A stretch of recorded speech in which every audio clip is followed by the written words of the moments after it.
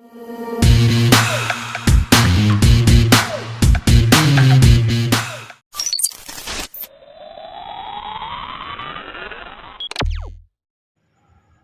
Friends, எல்லோரும் எப்படி இருக்கீங்க? நல்லா இருக்கீங்களா?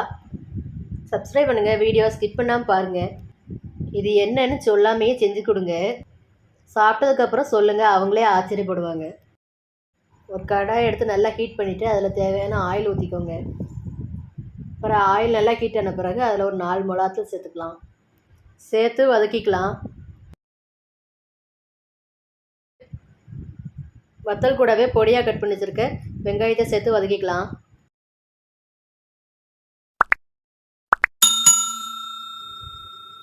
இப்போ நம்ம பொடியாக கட் பண்ணி வச்சுருக்க 3 கத்திரிக்காவை சேர்த்துக்கலாம். இந்த சட்னிக்கு வெங்காயம் கம்மியாக சேர்த்துட்டு கத்திரிக்காவை அதிகமாக சேர்த்துக்கோங்க. கத்திரிக்காய் ஓரளவுக்கு வதங்கின பிறகு 4 பல் பூண்டு, 1 கொத்து கருவேப்பிலை, 1/4 டீஸ்பூன் பெருங்காயத்தூள் சேர்த்து வதக்கிக்கலாம்.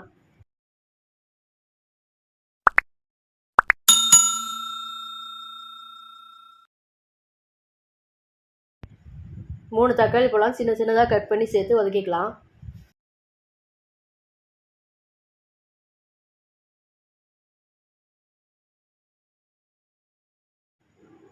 எல்லாம் சீக்கிரம் வதங்கி வரதுக்காக தேவையான அளவு உப்பு சேர்த்து வதக்கிக்கலாம். மல்லியிலை ஃப்ளேவர் உங்களுக்கு பிடிக்கும்னா கொஞ்சம் மல்லியிலையும் சேர்த்து வதக்கிக்கோங்க.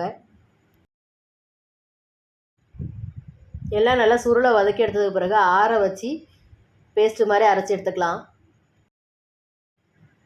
இப்போ அதே பேன்லேயே சட்னி தாளிக்கிறதுக்காக 2 ஸ்பூன் ஆயில் சேர்த்துக்கலாம். எண்ணெயில் 1/4 டீஸ்பூன் கடுகு சேர்த்து பொரிய விட்டுக்கலாம்.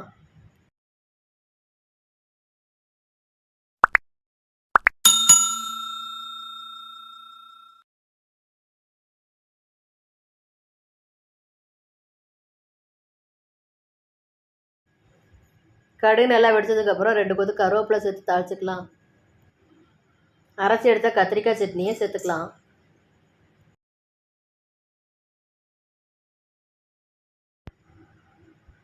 சட்னிக்கு தேவையான அளவு தண்ணி சேர்த்து நல்லா கலந்து விட்டுக்கோங்க.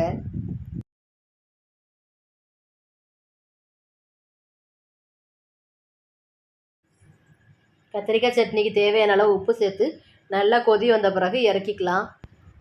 இந்த சட்னி வச்சு சாப்பிட்டதுக்கப்புறம் சொல்லுங்கள், கத்திரிக்காய் சட்னியா அப்படின்னு ஆச்சரியப்படுவாங்க.